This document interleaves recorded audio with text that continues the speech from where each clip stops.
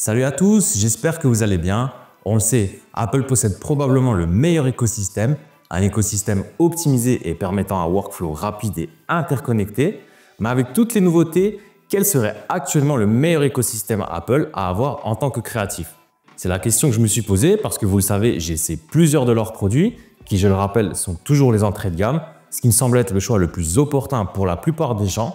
Il faut voir la création d'un écosystème comme un outil qu'on va utiliser jour après jour et donc voir ses besoins réels en tant que créatif. Alors tout d'abord, je pense personnellement que le premier outil à avoir en tant que créatif, c'est pas un iPhone, mais bien un Mac ou un MacBook Pro. Je m'explique. L'iPhone va bien sûr au fil du temps prendre une part centrale dans votre écosystème, mais il n'en sera pas le centre, en tout cas dans mon cas. Pour moi, tout ce que je filme, photographie ou écris, finit dans mon Mac Studio. Je rappelle que j'ai un Mac Studio M1 Max en configuration de base, à savoir 32 Go de RAM et 512 Go de mémoire. Je l'ai désormais depuis 2 ans et j'en suis toujours aussi satisfait, mais j'y reviendrai un petit peu plus tard. Pour moi, mon Mac est l'élément moteur de mon écosystème. C'est dessus que je vais faire mes montages, mes scripts ou encore la plupart de mes retouches photos.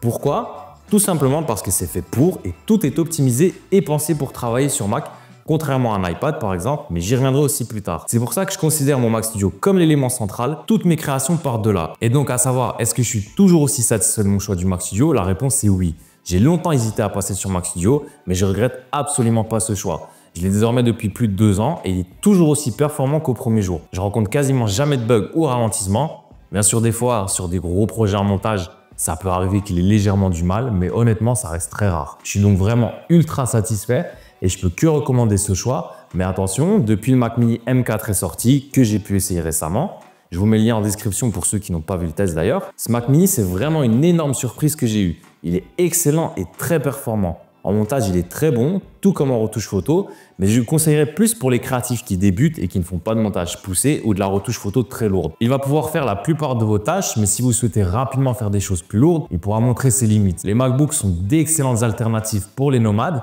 La gamme R est tout à fait viable pour du montage et de la retouche photo, mais comme pour le Mac Mini, il pourra montrer ses limites. D'ailleurs, je vois que beaucoup de personnes encore non abonnées regardent mes vidéos. Je vous remercie tous du fond du cœur.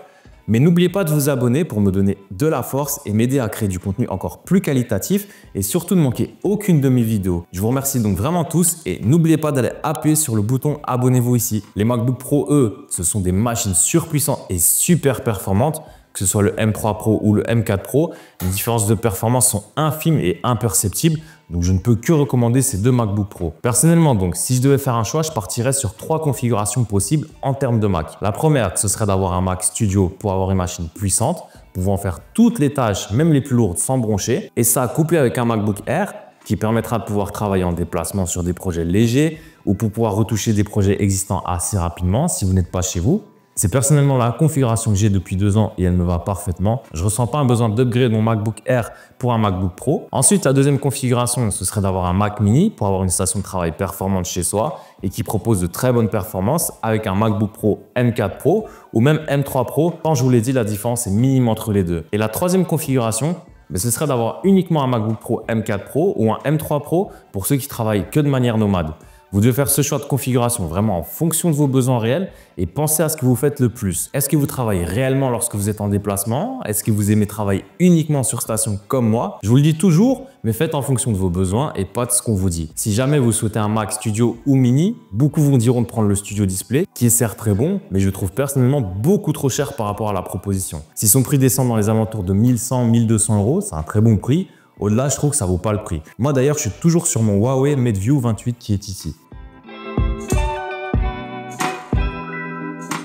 Et bien évidemment, qui dit écosystème, Apple dit iPhone. Comme je vous l'ai dit en début de vidéo, l'iPhone va devenir un élément qui centralise tout et vous permettra d'avoir accès à tout n'importe où. Il peut permettre de commencer des notes, des scripts sur page par exemple et les terminer sur son Mac. Mais il ne permettra pas, ou en tout cas, il faut vraiment le vouloir, d'écrire un script entier dessus. L'iPhone va donc être une extension de votre Mac pour tout ce qui est productivité et créativité. En tout cas, moi, c'est comme ça que je l'utilise et que je le vois.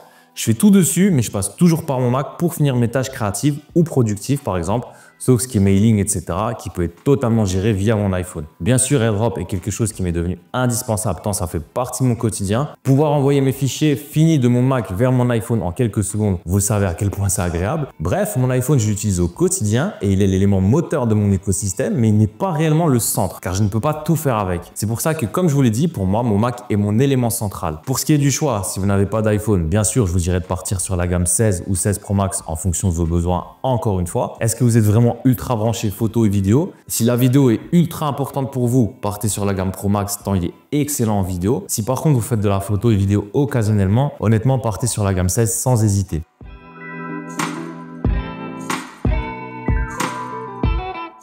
On a bien sûr l'iPad, mais je vais être très franc, c'est pas un produit que personnellement je recommande à avoir dans son écosystème si vous avez déjà un MacBook. Je vais vous expliquer pourquoi. Il n'y a rien que vous ne pourrez pas faire avec votre MacBook que votre iPad pourra faire. Par contre, il y a des choses que vous ne pourrez pas faire avec votre iPad ou en tout cas de manière fluide, mais que vous pourrez faire facilement avec votre MacBook. Je pense au montage par exemple. On peut tout à fait faire du montage sur iPad Pro et même sur le Air M2, mais c'est tellement pas fait pour. Les logiciels conçus pour sont très bien optimisés, mais honnêtement, c'est pas intuitif. Beaucoup de tâches qui prendront un clic sur MacBook vous prendront 2, 3, voire 4 clics sur iPad. Je vous explique donc pas mis bout à bout la perte de temps que ça peut faire. Je vois déjà les dessinateurs me dire oui, mais sur iPad on peut dessiner, mais pas sur Mac. Bah si, il faut simplement avoir une tablette graphique et je connais beaucoup de personnes qui préfèrent encore faire ce choix. Par contre, si vous ne voulez pas de MacBook parce que vous préférez avoir un iPad, alors le choix peut être intéressant parce que l'iPad reste une machine super polyvalente et versatile. Comme je vous l'ai dit, beaucoup de choses peuvent être faites avec, même si c'est pas toujours le plus intuitif. L'iPad Pro a un excellent écran en ProMotion qui est un régal, mais très honnêtement, encore une fois, je ne vous conseillerais pas la version Pro si vous ne dessinez pas sur iPad par exemple et que l'écran ProMotion n'est donc pas une nécessité absolue. J'ai pu essayer l'iPad Pro M4 et l'iPad Air M2 et je possède d'ailleurs encore personnellement un iPad Pro M2 qui est toujours aussi performant d'ailleurs. Et ayant pu essayer tous ces iPads, pour moi l'iPad Air M2 est vraiment le meilleur rapport qualité-prix. Il a tout d'un iPad Pro, hormis l'écran et quelques fonctionnalités moins importantes. Donc encore une fois, faites en fonction de vos besoins. Et si vous avez un MacBook, je vous conseille pas d'iPad personnellement. Le mien, je l'utilise de moins en moins. Je l'utilise de temps en temps en déplacement pour faire des retouches photos, mais c'est devenu assez rare. Pour tout ce qui est des autres accessoires tels que les Apple Watch, personnellement, ça m'est devenu indispensable. Mais c'est pas spécialement pour le côté notification, mais plus pour la partie santé parce que je fais beaucoup de sport et j'aime donc pouvoir avoir accès à mes données, même si je sais que d'autres marques font tout aussi bien, voire mieux comme Garmin en termes de données. Mais encore une fois, l'interconnexion entre mes différents appareils rend l'Apple Watch beaucoup plus pratique au quotidien. Par exemple, c'est bête, mais je peux déverrouiller mon Mac avec mon Apple Watch lorsque je l'apporte et je dois donc pas toujours mettre mon code. Pareil pour valider un achat depuis mon Mac par exemple. Toutes ces petites features la rendent donc pour moi utile, mais encore une fois, c'est pas le produit à avoir absolument pour ma part. On peut très bien faire sans et sans aucun souci. Donc encore une fois, voyez vos besoins, mais si vous n'en trouvez pas l'utilité, c'est pas indispensable d'avoir une Apple Watch. Et on a bien sûr les HomePod, écouteurs, etc. Et encore une fois, tout est bien intégré et interconnecté, mais les HomePod sont loin d'être indispensables personnellement, même si je trouve qu'ils sont super efficaces avec un excellent son. Niveau écouteurs, on a bien sûr les AirPods Pro qui sont excellents, mais encore une fois, que vous en ayez ou pas, va pas changer votre manière de travailler. On a de chouettes fonctions comme le basculement automatique entre les appareils, mais bon, c'est pas quelque chose qui me sert tout le temps. Et surtout, beaucoup d'écouteurs font aussi bien en termes de son à des prix beaucoup moins élevés. Donc ça, c'est vraiment à vous de voir. Mais encore une fois, tous ces accessoires ne sont pas indispensables à votre écosystème, surtout en tant que créatif. Donc voilà, je vous ai donné pour moi ce qui me semble être le meilleur écosystème et surtout pourquoi pour moi cet écosystème est important dans mon workflow en tant que créatif. Vous l'avez compris, tous les accessoires ne sont pas indispensables dans votre écosystème, bien au contraire. Si vous avez un Mac, que ce soit un Studio ou Mini et un MacBook Air ou Pro en plus, un iPad n'est pas du tout utile, en tout cas c'est mon point de vue. L'iPad peut être un compagnon ou extension du Mac, mais ne pourra pas tout faire comme un Mac. Et d'ailleurs pour moi, chaque produit Apple a son extension, comme l'iPhone avec son Apple Watch, le Mac avec l'iPad, mais aucune de ces extensions ne sont réellement indispensables à mes yeux pour les avoir maintenant depuis quelques années et plus particulièrement l'iPad. L'Apple Watch l'est devenu parce que j'en ai une utilisation spécifique, mais si c'était juste pour voir mes notifications et autres, ce serait absolument pas nécessaire. Voilà, j'espère que ça vous aidera à créer votre écosystème et surtout, je vous le redis, mais faites en fonction de vos besoins. Dites-moi en commentaire quel serait votre écosystème ou quel écosystème vous possédez déjà